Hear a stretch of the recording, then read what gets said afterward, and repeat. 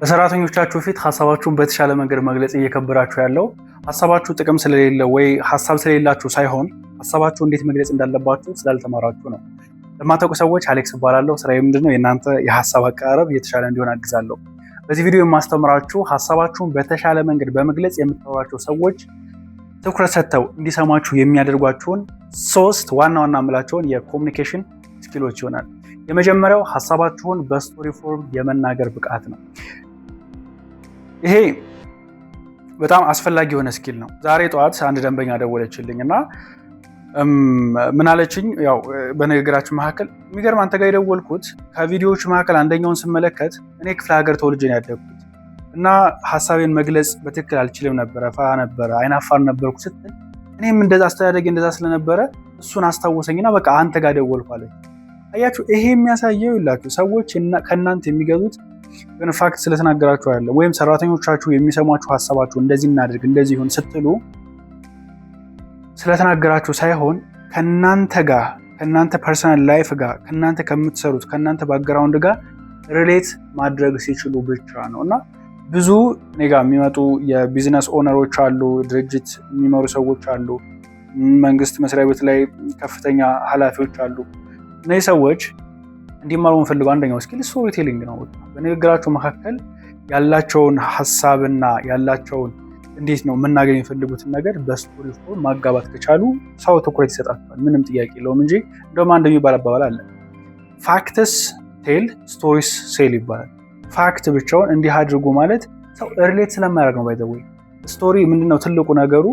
ስሜት ያዝላል። ስሜት አዘል የሆነበት ምክንያት ደግሞ እንዴት ነው መሰላችሁ? ሪሌት ታደርጋላችሁ።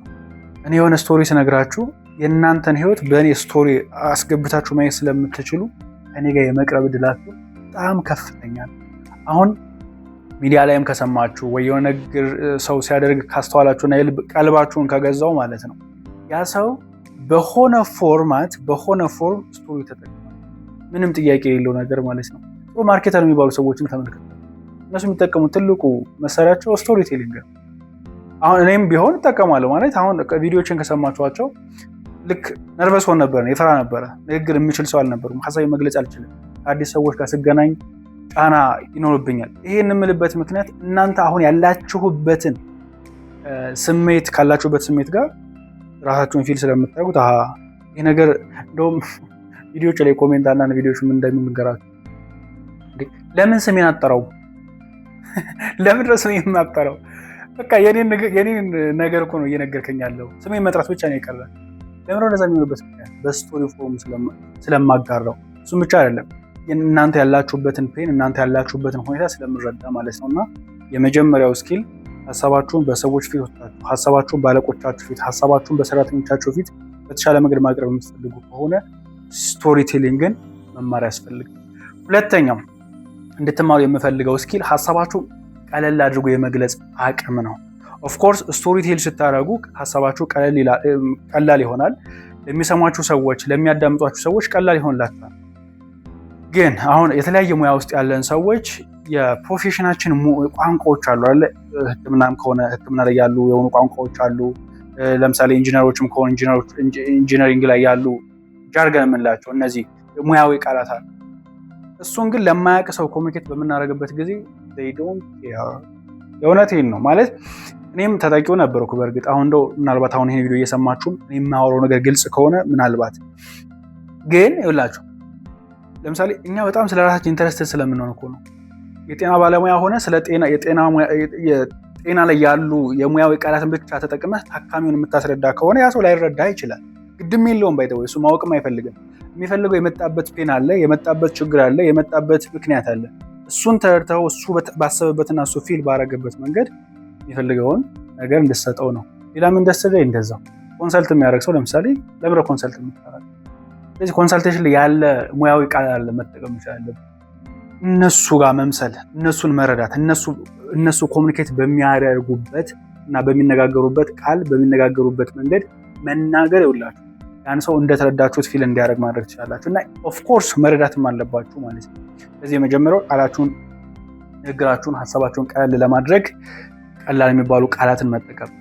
the most effective communicator የሚባሉት ዓለም ላይ የሚጠቀሟቸው ቃላት በጣም ሲምፕል ናቸው። እንደውም አንድ አንስታይን የሚለው አባባል አለ መሰለኝ የተናገርከውን ሐሳብህን የሆነ ተማሪ የማይረዳው ከሆነ ሐሳቡን በራሱ አንተ በትክክል አልተረዳኸውም ማለት ነው። ያን ያህል ሲምፕል ማድረግ የሚችሉ ሰዎች አሉ እና አንድ ቪንጂን የምታውቁት ከሆነ simplicity is not stupidity ይላል። ሲምፕል ማድረግ አለማወቅ አይደለም።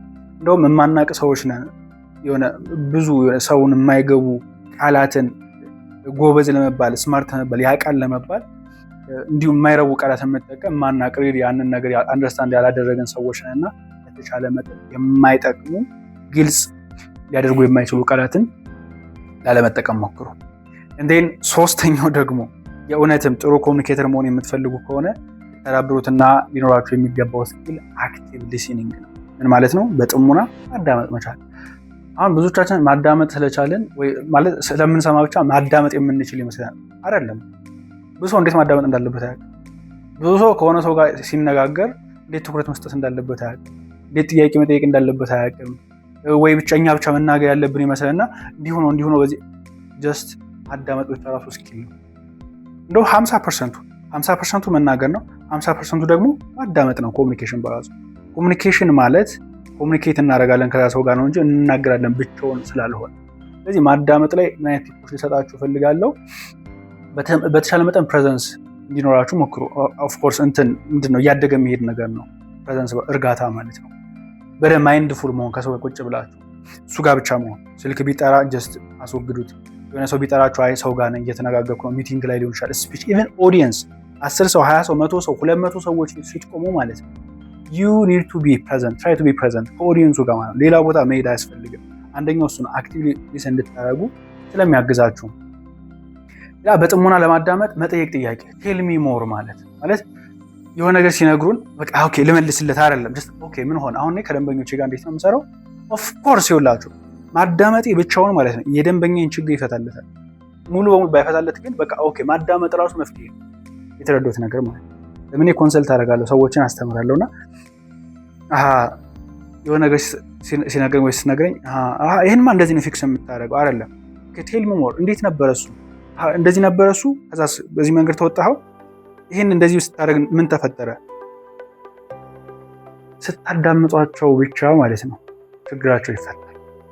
ይሄንን እናንተ ፐርሰናል ላይፋችሁ ላይ ኤክስፒሪየንስ አድርጋችሁ ሊሆን ይችላል ብዬ አስባለሁ። ሶ በጥሞና ማዳመጥ ይሄ እንዴት ነው ስሜታቸውን መረዳት፣ በደንብ እንዲናገሩ እናንተ ብቻ መናገር አይጠበቅባችሁም ማለት ነው። አይ ሆፕ ቪዲዮ ጠቃሚ እንደሆነ እነዚህ 3 ስኪሎች አይ ዊሽ እኔ አሁን የምናገርበት አቅም ላይ ከመድረሴ በፊት ቢኖሩ ብዬ የማስባቸው ስኪሎች ናቸው። ቢዝነስ ኦነርስ ከሆናችሁ ድርጅት ኃላፊዎች ናቸው የምታስተዳድሯቸው ሰዎች ካሉ ለእናንተ ኮሚኒኬሽን ስኪል ትልቁ መሳሪያችሁ ነው የሚሆነው። አይ ሆፕ ቪዲዮን ጠቃሚ ሆኖ እንዳገኛችሁት እናንተም በአጠቃላይ ንግግራችሁን ከሰዎች ጋር ኮሚኒኬት የምታደርጉበት ነቅማችሁ ማሳደግ የምትፈልጉ ሰዎች ከሆናችሁ ትክክለኛ ቻናል ላይ ስለሆነ ያላችሁት ሰብስክራይብ በማድረግ ቤተሰብ